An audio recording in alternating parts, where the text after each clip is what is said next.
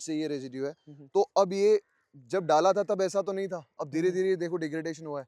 आज चर्चा करेंगे एक खास विषय पे हम। कठोर है मतलब सख्त लोंडा है ना इनमें से हाँ, कोई, तो मतलब वो है लिग्निन, मतलब टूटेगा नहीं, अपन झुकेगा नहीं साला, प्रोटीन वो वाला। कंपाउंड सबसे उसी ओके की सर। तरह। देखो मैं एक रेजिड्यू ले लूं, आप चाहो तो हम्म। देखो। ये अपना एक कोई रेजिड्यू है, हम्म। वरना मैं आपको बेवकूफ बोलूंगा नहीं।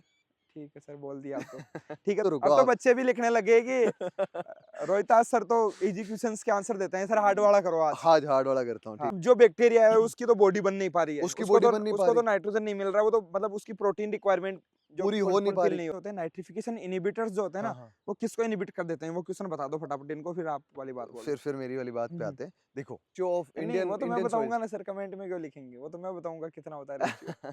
ठीक है। कौन कौन सा न्यूट्रिएंट एक तो ऑर्गेनिक मैटर से मिलता है? कुछ कुछ बैक्टीरिया लाइक सन से भी एनर्जी लेके अपना हम्म। खाना भी खुद बनाते हैं, कुछ ये ऑयल ट्रम प्रोडक्टिव आते है। हैं, 3-4 ट्रम होते हैं, उनसे क्वेश्चन भी आ जाते हैं कभी कभी। एक होता है हमारा माइक्रोफ्लोरा, एक मैक्रोफ्लोरा, एक माइक्रोफना, एक मैक्रोफना। ओके। कार्बन क्या आ गया, मतलब ऑर्गेनिक मैटर तो ठीक है, ऑर्गेनिक हाँ कार्बन कहाँ से आ गया सर मतलब देखो, ये? एक होता है फल्विक एसिड, हम्म। एक होता है हुमिक एसिड, एक होता है हुमिन। ये व्हाई क्या नॉट है? सर, ये भी रेजिड्यू है, ये ये जब ऑर्गन डिग्रेड होगा। हाँ हेलो, नमस्कार साथियों, और स्वागत है आपका एक बार फिर से अनफिल्टर्ड विद IRI वाला के 4th एपिसोड में। और हमेशा की सर सर है, हमेशा की सर है। कैसे हो सर आप? हमेशा की तरह हाँ जी। फिर से साथ है सुधीर सर। जी हाँ। और हम पहुंच चुके हैं IRI के फील्ड्स में, और आज चर्चा करेंगे एक खास विषय पे हम, हम्म। दैट इज ऑर्गेनिक मैटर, जो कि जिस पे ओह, सर जितनी बात करी जाए उतनी ही कम है। बिल्कुल सही बात है। कहीं पे भी देख लो, कोई भी जो हमारी मॉडर्न प्रैक्टिसेज है, वो सब किससे, ऑर्गेनिक मैटर कहीं ना कहीं उसको इंक्रीज करो हमारी सॉइल में, बस इसी से रिलेटेड है। तो सर हम्म। फर्स्ट क्वेश्चन मैं इसी के साथ शुरुआत करूंगा कि ऑर्गेनिक मैटर इस वर्ड का क्या मीनिंग है, और क्या होता है ऑर्गेनिक मैटर, किसको हम ऑर्गेनिक मैटर बोलेंगे? सर अभी हमारे सबसे पहले जो प्रोफेसर रतन लाल आए थे, हम्म। उन्होंने इस चीज़ पे बड़ा फोकस किया था, और क्योंकि कार्बन पे उनका काम है तो सोइल बायोटा पे वो फोकस करेंगे ही। तो हम्म। उन्होंने वर्ड बोला था ऑर्गेनिक मैटर के लिए हम्म। कि organic matter, soil organic matter is biofuel of soil. मतलब अगर सोइल कोई लिविंग बॉडी है तो हम्म। उसमें जो फ्यूल है ना, हम्म। वो सोइल ऑर्गेनिक मैटर है। कैसे? ये जितनी भी आपको सोइल दिख रही है, जितने भी हम ह्यूमन क्रिएचर्स दिख रहे हैं, हम्म। सब कुछ प्लांट जो दिख रहे हैं ना, हम्म। वो इस ऑर्गेनिक मैटर की वजह से हैं। हम हम्म। सोइल को लिविंग बॉडी बोलते हैं क्योंकि हम्म। सोइल ऑर्गेनिक मैटर उसमें है। ऑर्गेनिक हम्म। मैटर मतलब जो माइक्रो ऑर्गेनिजम्स के लिए खाना वही है, हम्म। खाने का सोर्स वही है, हम्म। और जितनी भी जो पॉपुलेशन है वो उसी के हम्म। ऊपर डिपेंडेंट है। तो ऑर्गेनिक मैटर जो हम रेजिड्यूज बचाते हैं, जो हम्म। रेजिड्यू बच जाता है, हम्म। उसके बाद में इसको बोल सकते हैं सर ऑर्गेनिक हाँ, मैटर? ये व्हाई क्या है? नॉट सर, ये भी रेजिड्यू है। ये ये जब ऑर्गन डिग्रेड होगा, हाँ, हम्म। जब डिग्रेड होगा तो ये कार्बन, नाइट्रोजन और हम्म। अलग अलग कंपाउंड्स देगा, हम्म। जो कि वापस जो सोइल माइक्रो ऑर्गेनिज्म है उसको फीड करेंगे और अपनी लाइफ साइकिल को रिप्रोड्यूस करेंगे, कंटिन्यू करेंगे। ओके, तो सर जैसे ही जिसको हम ऑर्गेनिक मैटर बोल रहे हैं, हम्म। वो सोइल के अंदर जाता है। हाँ जी। तो जैसा कि आपने बताया कि ये खाना है, किसका? माइक्रो माइक्रो ऑर्गेनिजम्स ऑर्गेनिजम्स का, का खाना बिल्कुल है। सही बात है। ठीक है, हम्म।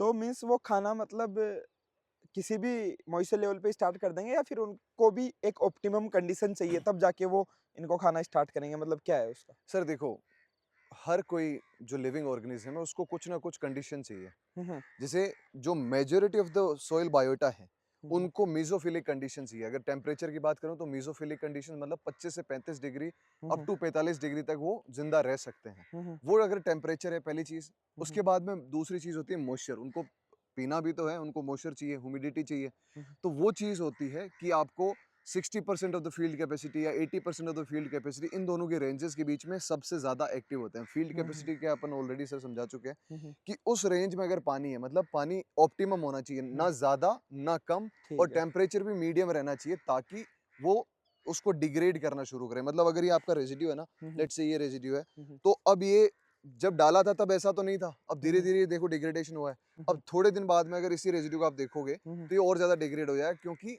वो माइक्रोबियल पॉपुलेशन इस पे अटैक कर रही है, उससे हम्म। अपना खाना ले रही है। ओके, तो डिकम्पोजिशन होता है, और फिर उसके बाद में सर लास्ट में इसमें बनता है हुमिक एसिड। हाँ, तो इसकी हुमस क्या बन है, जाता मतलब है। हुमस जो बन जाता है हाँ हमारा, जी, हाँ जी। तो ये इसकी क्या है, मतलब पूरा ये स्टोरी बताओ, मतलब कैसे क्या होता है, कैसे बनता है, मतलब क्या है पूरा ये प्रोसेस हुमस क्या इसका? है, हुमे ये फल्विक एसिड, ये कहाँ से आया ये सब? हाँ हाँ हाँ, बिल्कुल देखो, सर। जब अपन ऑर्गेनिक मैटर की बात करते हैं ना सर, तो 3 कंपाउंड्स होते हैं ऑर्गेनिक मैटर में जो उसको बनाते हैं, हम्म, एक होता है फल्विक एसिड, हम्म, एक होता है हुमिक एसिड, एक होता है हुमिन।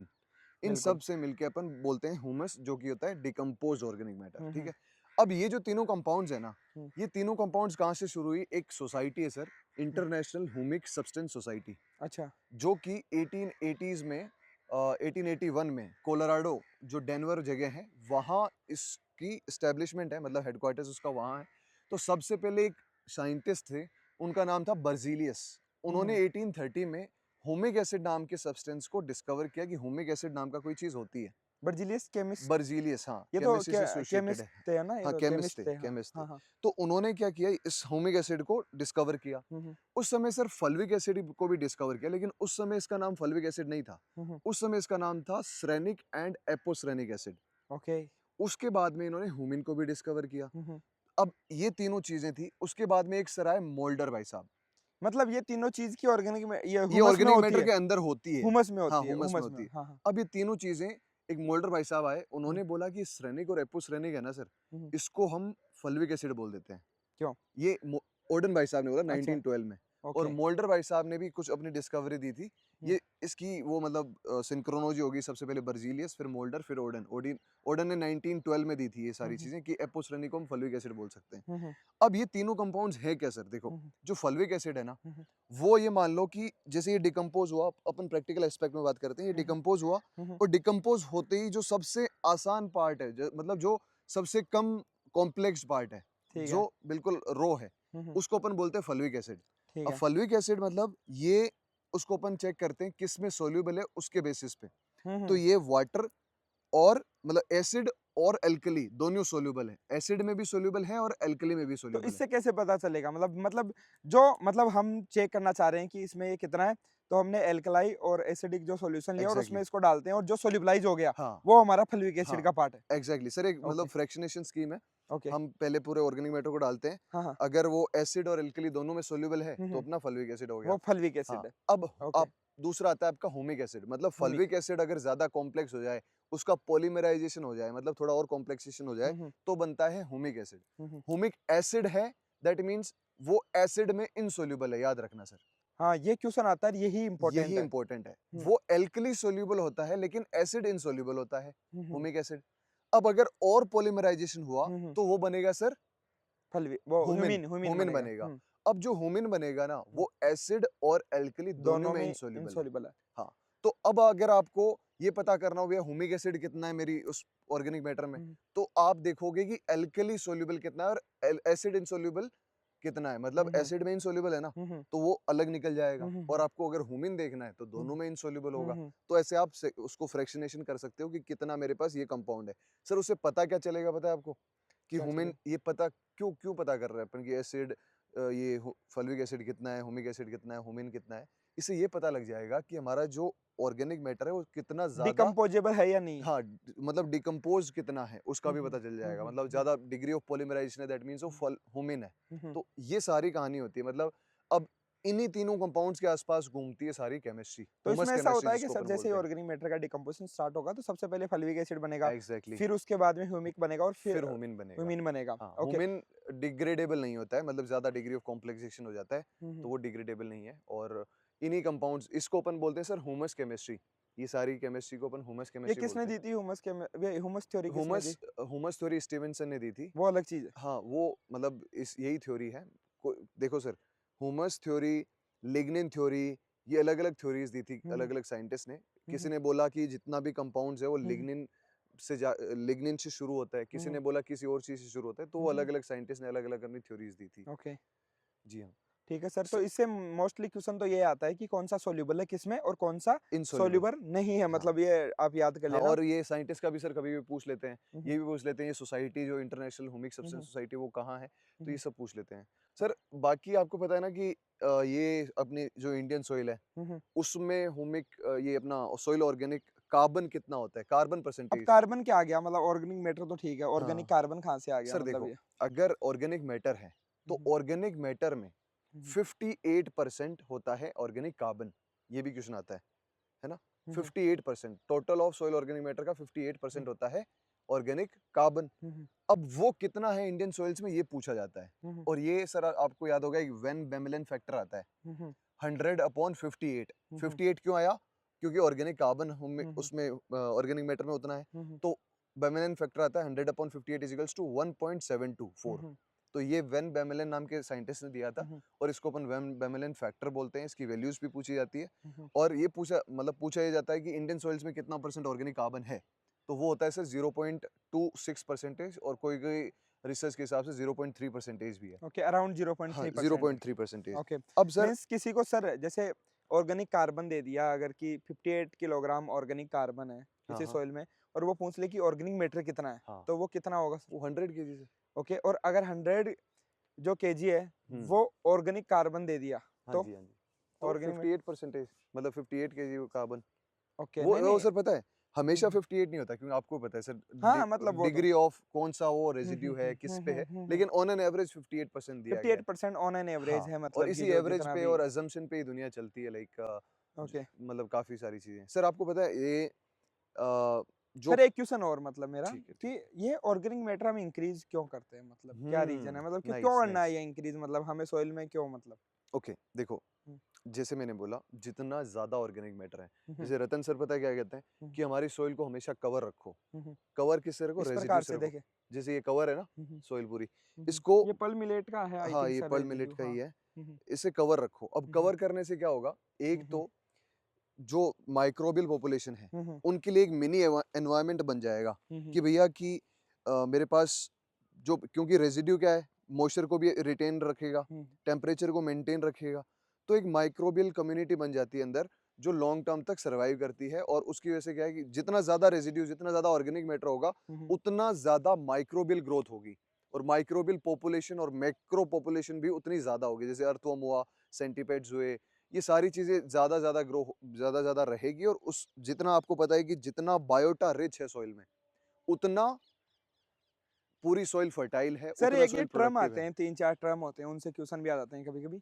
एक होता है हमारा माइक्रोफ्लोरा, एक मैक्रोफ्लोरा, एक माइक्रोफना, एक मैक्रोफना। ओके, ठीक है, वेरी गुड सर, और अच्छा इसमें क्वेश्चन कौन है। कौन से क्या एग्जांपल्स जो हाँ जी हाँ ऑर्गेनिजम्स जी, जो आते हैं ना, हम्म, उनके एग्जांपल भी बता दो, क्योंकि वो क्वेश्चन आ जाता है ओके डायरेक्टली। सर हम्म, देखो, माइक्रोफ्लोरा, फ्लोरा मतलब आपको समझ गया कि वो प्लांट्स की बात कर रहा है। श्योर। तो माइक्रोफ्लोरा मतलब वो जो लोअर कम्युनिटी है, जो मतलब माइक्रो ऑर्गेनिजम्स है, हम्म, मतलब बहुत ही छोटे जो फ्लोरा है, उनकी हम्म, बात करता है। और हम्म, मैक्रोफ्लोरा मतलब वो प्लांट रूट्स की बात कर रहा है, ठीक हम्म, है।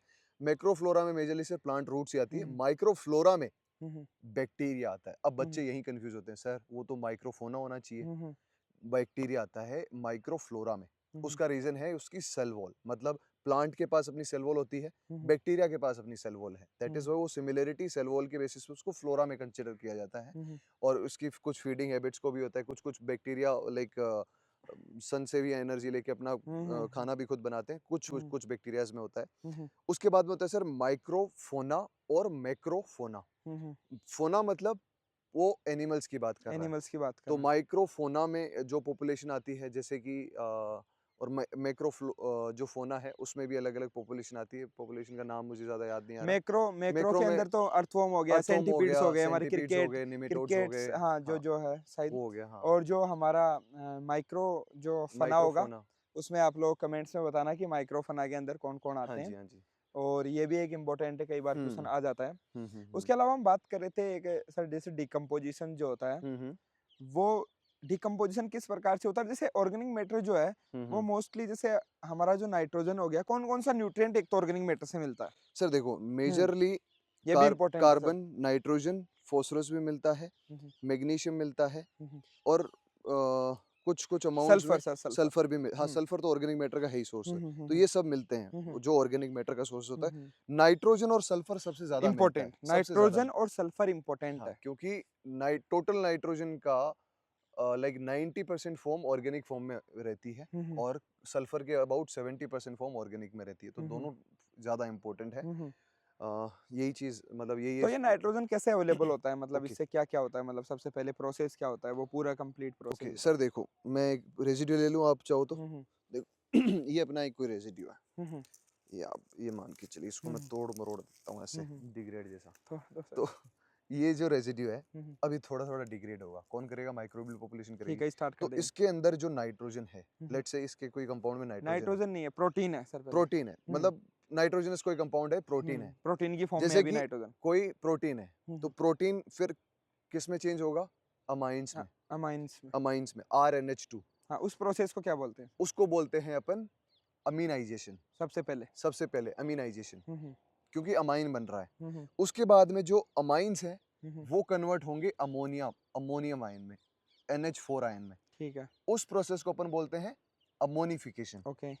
अब जो NH4 है वो कन्वर्ट होता है NO3 में, और उस नाइट्रेट में, नाइट्रेट में। जो लेवल फॉर्म है पहले पहले नाइट्रोजन की नाइट्राइट मोस्टली। में होता है NO2, फिर हम्म, नाइट्रेट में, मतलब पूरा प्रोसेस नाइट्रिफिकेशन प्रोसेस है। और उस प्रोसेस में दो होती है, एक तो होता है कि NO2 बनना, एक फिर NO3 बनना। NO2 जो होता है सर नाइट्राइट, NO2 माइनस, वो जो है ना वो टॉक्सिक होता है प्लांट्स के लिए और माइक्रोबियल पॉपुलेशन के लिए भी, ठीक है। कुछ कुछ माइक्रोबियल पॉपुलेशन के अलावा। तो क्या करते हैं, मतलब नाइट्राइट की पॉपुलेशन अगर ज्यादा है सोइल में तो अच्छी नहीं है, क्योंकि टॉक्सिक है। तो नेचर है ही ऐसा कि वो ज्यादा कंसेंट्रेशन उसकी रहने ही नहीं देता, वो तुरंत NO3 में कन्वर्ट कर देता है। अब ये हो गया जब अपने रेजिड्यू में सर कौन से अच्छा बैक्टीरिया करते हैं जो अच्छा अच्छा NO2 में कन्वर्ट? पहले अमोनिया जो है उसको NO2 में कन्वर्ट कौन सा बैक्टीरिया करते हैं? क्वेश्चन तो ये आएगा ना। हाँ बिल्कुल सर, पहला होता है नाइट्रोसोमोनाज। नाइट्रोसोमोनाज करता है ammonium ion to NO2 ion, ठीक ठीक है। है।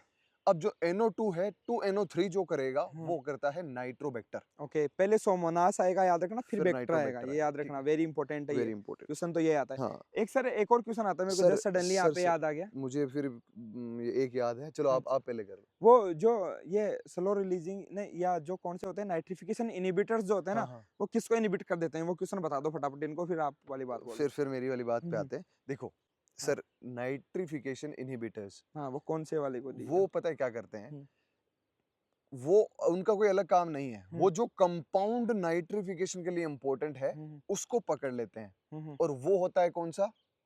कॉपर, हम्म, ठीक है। हम्म। कॉपर बोल रहा हूँ या कोबाल्ट बोल रहा हूँ मैं? रुको।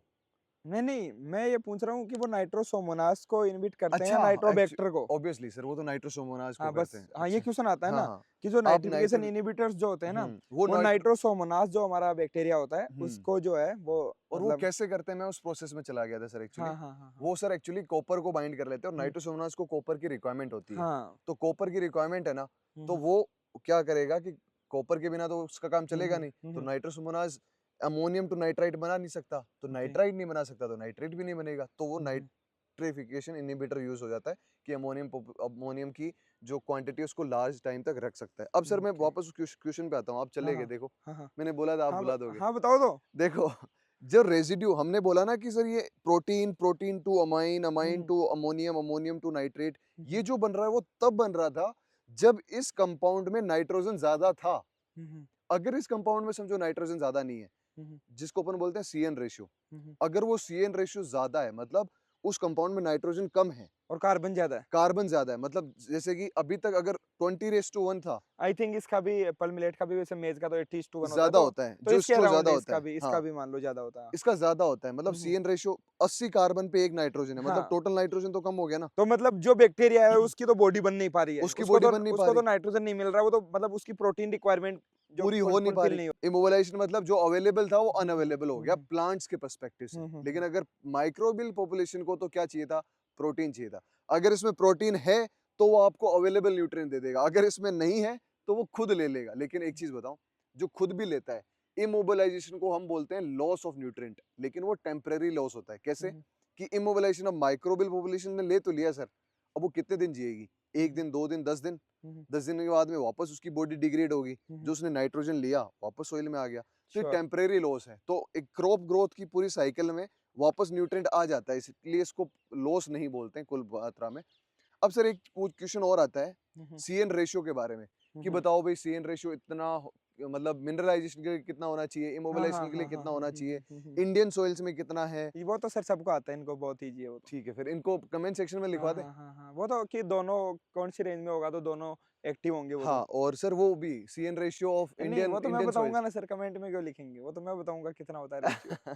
ठीक है सर, मैं नहीं तो आपको भी नहीं बताने दूंगा, आज तो कमेंट में लिखवाऊंगा मैं। ठीक है चलो कोई नहीं, ठीक है। कमेंट में ये लिख देंगे। हाँ मेरे से करो सर कोई क्वेश्चन आप सर, पूछो। आपसे मैं करता हूँ सर, एक इजी चीज वाला सर, इजी वाला। नहीं नहीं, अब तो रुको अब तो आप। बच्चे भी लिखने लगे कि रोहिताज सर तो इजी क्वेश्चंस के आंसर देते हैं, सर हार्ड वाला करो आज। हार्ड हार्ड वाला करता हूँ, ठीक है हाँ और क्या होगा। सर। ठीक है, मुझे फिर हार्ड वाला सोचने दो 1 मिनट। हाँ नहीं सर, हम्म, मैंने कभी सोच के नहीं किया क्वेश्चन, ठीक है देखो सर। इसीलिए मैं इजी अच्छा इजी अच्छा करता हूँ सर। सर, गलत। ग्रासलैंड्स में ऑर्गेनिक कार्बन का परसेंटेज कितना होता है, पूछा ये जाता है। डेटा के क्वेश्चन मत करो सर, यहाँ पे एक्चुअल बातें हो रही है, मतलब डेटा वेटा तो कॉन्सेप्चुअल, ये सब पढ़ लेंगे सर, ये ठीक इनको है, मिल कॉन्सेप्चुअल, जाएंगे, वो बुक्स में मिल जाएंगे सर। मैं कॉन्सेप्चुअल। चलो इनको एक बात बता देता हूँ, मैं खुद से मेरे को याद आ गया अच्छा। कि टेम्परेट और ट्रॉपिकल रीजन जो है दोनों में से कहाँ हाँ, पे जो है ज्यादा डिकम्पोजिशन होता है और क्यों होता है, मतलब क्वेश्चन याद है अगर कि कि इंडिया में जब जस्ट एक 0.3% क्वेश्चन आ ही गया, क्यों है। आपसे एक क्वेश्चन नहीं पूछा, हम्म, जस्ट आपको ये बोल दिया हम्म। कि इन जम्मू एंड कश्मीर, आपको नहीं पता ये बात कि इन जम्मू हाँ, एंड ये क्वेश्चन कश्मीर आता है सर। कंपेरेटिवली जो है ऑर्गेनिक मैटर जो है वो राजस्थान से ज्यादा होता है, जस्ट ये क्वेश्चन आ गया। हम्म, ओके ये सेशन आ गया, और रीजन उसमें ये बता रहा है वो कि जो हमारा ट्रॉपिकल रीजन होता है उसके अंदर जो डिकम्पोजिशन होता है हमारा फास्टर होता है, हम्म। उसकी वजह से जो हमारा ऑर्गेनिक मैटर होता है उसका डिकम्पोजिशन हो जाता है और उसका कंटेंट कम रहता है। ओके तो यही रीजन है, तो ये याद एक रखना कि क्वेश्चन आया था सर JRF में हाँ हाँ कि if you are moving from Kashmir to Kanyakumari, हाँ हाँ the organic matter percentage will increase और decrease. Sir, of course decrease sir. Kashmir to Kanyakumari organic matter percentage will decrease, हाँ सर। एब्सोल्युटली राइट, हाँ बिकॉज क्योंकि ट्रॉपिकल कश्मीर में एनवायरनमेंट है हाँ और कि डिग्रेडेशन हाँ ज्यादा हम होगा। टेम्परेट से मतलब अब हाँ बच्चे पता है क्या कंफ्यूज हम्म, होते हैं हाँ सर, ट्रॉपिकल रीजन है हाँ हाँ तो फिर तो ज्यादा ग्रोथ भी ज्यादा होती है। हाँ हाँ, मतलब वो उसको ये ले जाते हैं कि डिकम्पोजिशन हो गया तो नाइट्रोजन तो वहाँ मतलब पूरा हाँ, मतलब मिलता ही रहता है, तो मतलब वो थोड़ा ये सा हाँ सोचना चाहिए कि ऑर्गेनिक मैटर होना अलग बात है हाँ और डिग्रेडेड होना अलग बात है। यस यस तो मतलब अगर देखो यहाँ ट्रॉपिकल में ज्यादा ग्रोथ होती है, हम्म दैट मीन्स इसका मतलब ये नहीं कि ऑर्गेनिक कार्बन ज्यादा होगा। हम्म इंडिया में 0.3 है, हम क्यों 0.3 है, क्योंकि यहाँ डिग्रेडेशन ज्यादा हो जाता है, हम हम्म, कितना भी डाल लें यहाँ डिग्रेडेशन यही ज्यादा रीजन होगा। है, यही रीजन है। अभी जो रतन सर आए थे ना, उन्होंने बोला कि आपके यहाँ नाइट्रोजन यूज एफिशिएंसी है 25% टू 30%। हाँ 28 वो भी बोला था उन्होंने। वो भी पता नहीं वो सर भी पता नहीं सच है या कब, थोड़ी। नहीं तो हम तो कब से, लिटरेचर तो बहुत पहले का है, हाँ अभी की लेटेस्ट कुछ भी नहीं है ना कि हाँ। नाइट्रोजन यूज एफिशिएंसी अभी कब की है, और अब मतलब बहुत पहले का यूएस लिटरेचर में है। पता है सर कितनी है? यूएस में तो 60 के अराउंड बता रहे थे वो, 70, 60 टू 70 बता रहे 60 थे टू वो 70 बता रहे हैं। Nitrogen use efficiency. हाँ, तो वो किस वजह से है? क्योंकि वो जो ट्रॉपिकल सर रीजन के अलावा सर जो देखो, टेम्परेट रीजन है ना। अब मैं एक बात और बताऊं क्या हाँ मैं आपको, बताओ। मतलब ये रियलिटी भी है कि जैसे जो रिसर्च अगर आप जैसे मान लो हम कुछ भी कर रहे हैं, हाँ तो हाँ, हम क्या है कि यूएस की कंडीशन के बेस पे जो है इंडिया में हम रिसर्च नहीं कर सकते, वही बात है सर। क्योंकि यूएस की कंडीशंस अलग है, इवन क्लाइमेट कंडीशन भी सर तो अलग होती है। सर हम बात किसी है भी ना, चीज को रिक्वायरमेंट की भी इवन अलग है। हाँ टेक्नोलॉजी की भी बात करें ना हम, तो जैसे मान लो किसी दूसरी जगह, तो वहाँ की रिक्वायरमेंट अलग है, हमारी रिक्वायरमेंट अलग है, हम हमारे रिक्वायरमेंट के अकॉर्डिंग नहीं चलेंगे ना। पॉपुलेशन अब अलग है, फीडिंग हैबिट्स हाँ अलग है, अलग है, सब कुछ अलग है, हमें हमारी उसके बर्डन अलग अकॉर्डिंग है, चलना चाहिए। सब हाँ कुछ अलग है। लेकिन पता है सर, ये एग्रीकल्चर में नहीं, आप कोई भी पॉलिसी उठा के देख लो, सब कुछ हम वेस्ट का कॉपी करने की हाँ कोशिश वो करते गलत हैं। है, वो गलत है वो कल्चर, आज जो उनका कल्चर सब फॉलो कर रहे हैं, मतलब इवन हम ऐसे नहीं बोल सकते कि जैसे मान लो हम जैसे सब धीरे जो धीरे हुडी पहनते हमारा हैं अपन। कल्चर है, हाँ हमारा कल्चर भी तो धीरे हाँ धीरे अब जा रहा है ना, हम जैसे हाँ हम गांव से बिलोंग करते हैं, मतलब पहले जो वियरिंग्स थी मतलब वो पहले सर, पता पहनते थे, है मतलब अब धीरे मेरे को धीरे इस चीज के बारे में एक सर ने बोला था कि इट इज नॉट, किसी चीज को आप ब्लेम नहीं कर सकते, what you enjoy you perceive. ये आपको जो अच्छा लगेगा आप करोगे। अच्छा आपको अगर आयरे वाला और चैनल कूल अच्छा लगेगा सर, आप सब्सक्राइब भी करोगे। सर कूल वाला भी तो है ना फिर वो। हाँ, जिसमें आप कूल दिखते हो तो वो चीज है, तो वो अपनी अलग बात है। लेकिन सर बात है ना कि जैसे अगर आप यहाँ बैठे हो दिल्ली में और आप हवाई वाले जो बीच वाले कपड़े पहन के अगर आप आओगे अभी इस सर्दी में, सर एक क्वेश्चन तो आ गया मेरे को, नहीं नहीं, अब पहले ये चीज मुद्दे की समझो तो बात पे, सही। हाँ हाँ ठीक है, आप भी बोलो सर। हाँ बोलने देते ही नहीं, नहीं चलो नहीं, बोल दो ठीक है, बोल नहीं दो मैं बोल गुस्सा दो। हो गया। अरे नाराज हो गए सर, बोल दो नहीं हाँ। ठीक है हवाई हवाई क्या बोल रहे थे, हाँ बताओ सर, सर। कोई बीच वाली ड्रेस आप थोड़ी थोड़ी ना पहन के आओगे, नहीं नहीं मतलब एनवायरनमेंट के हिसाब से चीजें प्लान करनी चाहिए, वरना हम्म, मैं आपको बेवकूफ बोलूंगा नहीं। ठीक है सर बोल दिया आप तो। ठीक है तो मेरे को एक क्वेश्चन याद आ रहा था कि हाँ ऑर्गेनिक मैटर और ब्लड डेंसिटी में क्या रिलेशन है, ऑर्गेनिक मैटर ब्लड डेंसिटी को इंक्रीज करता है या डिक्रीज करता है। सर, ब्लड डेंसिटी और बल्क डेंसिटी, देखो हाँ ऑर्गेनिक जो भी है सर आप ठीक है, तो ऑर्गेनिक मैटर है ना, हम्म, देखो ऑर्गेनिक मैटर की बल्क डेंसिटी 0.5 ग्राम हम्म, पर सीसी, ठीक है। हम्म, और जो हमारी नॉर्मल सॉइल है उसकी होती है 1.33। हम्म, तो अगर 1.33 वाली में ऑर्गेनिक मैटर कम 0.5 वाला मिलाएंगे तो नेट तो कम ही होगी, श्योर है ना? ये तो तो एवरेज, ये तो मैथ से बल्क भी निकला है। Density decreases with increase in organic matter, yes, very important. पहली चीज। हम्म। अब ये भी क्वेश्चन आता है सर कि सरफेस ऑयल में ऑर्गेनिक मैटर ज्यादा होता है या नीचे ज्यादा होता है? हाँ, ये तो तो ऑब्वियसली शायद बच्चे को पता है। क्या? ये तो बच्चे को पता है कि ऑर्गेनिक मैटर तो टॉप लेयर में ही ज्यादा होता है, क्योंकि हाँ, यही होता है क्योंकि सब कुछ। नीचे जो होता है हाँ, हमारा इसीलिए जो बल्क डेंसिटी भी नीचे ज्यादा होती है, हम्म। क्योंकि ऑर्गेनिक मैटर भी कम होने लग जाता है और फिर कॉम्पैक्शन भी बढ़ने लग जाता है। हम्म। तो आई थिंक सर मोटी मोटी बात तो हमने कर ली, इसमें कोई कुछ और कुछ छूट गया बचा है क्या क्या सर? ऑर्गेनिक मैटर और से कुछ रिलेटेड? छूटा है तो ये लोग लिखेंगे ना, नहीं नहीं कमेंट सर, सेक्शन में कम भी इसमें लिखते हैं सर। इसमें वो अपन जो भी इससे रिलेटेड ऑर्गेनिक मैटर से रिलेटेड जो भी फैक्ट्स वगैरह है, कोई भी जो ओके। क्वेश्चंस वगैरह कुछ भी आते हैं वन लाइनर, वन हम्म। लाइनर, तो वो हम मेंशन कर देंगे, उनसे आप एक बार ये बात उनको आप श्योर है कि देख इस लीजिएगा। क्लास के बाद ऑर्गेनिक मैटर से क्वेश्चन गलत होंगे नहीं वैसे। हाँ, ये एक थोड़ा सा वो और बता देते तो मजा आ जाता सर। क्या? मतलब इसमें शायद एक आता है क्वेश्चन, मतलब कि जैसे सेलुलोज कितना होता है इसमें, हेमिसेलुलोज कितना होता है, लिग्निन कितना होता है इसमें, शायद हाँ हाँ एक हाँ, कंटेंट वाला होता है कि वो इनका सर। कंटेंट का हाँ, परसेंटेज आता है, जैसे 10 कंटेंट to 30% होता है 10 to सबसे 25% ज्यादा होता जो है। है हाँ वो। हाँ हाँ। और इसमें दो चीज और मैं कमेंट सेक्शन में हम्म, लिखूंगा, एक्चुअली अभी मैं भी रिमाइंड नहीं कर पा रहा हूँ। एक तो वो ये कंटेंट वाला कौन सा हाँ, कितना होता है, और दूसरा एक ऑर्डर ऑफ डिकम्पोजिशन, ये भी इंपॉर्टेंट है कि सबसे पहले कौन डिकम्पोजिशन होगा। जैसे लिग्निन का सबसे लास्ट में डिकम्पोजिशन होता है, ये तो मुझे हाँ पता है हाँ हाँ कि हाँ लिग्निन सबसे कठोर है, मतलब सख्त लोंडा है ना इनमें से हाँ, कोई, तो मतलब वो है लिग्निन, मतलब टूटेगा नहीं, अपन झुकेगा नहीं साला, प्रोटीन वो वाला। कंपाउंड सबसे हाँ, पहले हो जाते तो हैं। हाँ हाँ वो हम्म, वाली चीज, तो हाँ। उसका जो ऑर्डर है वो हम्म। ऑर्डर हम मेंशन कर देंगे इसके अंदर, तो आप वो भी एक बार देख लीजिएगा। ठीक ठीक है। है।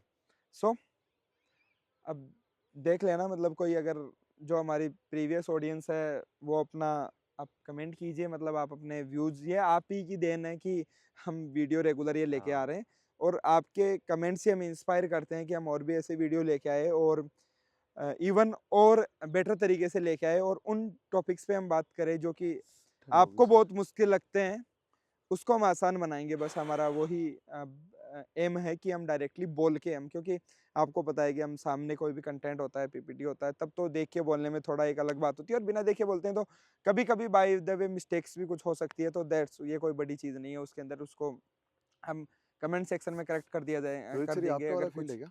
नहीं नहीं, मेरा फील्ड नहीं आगे है तो। वाला है।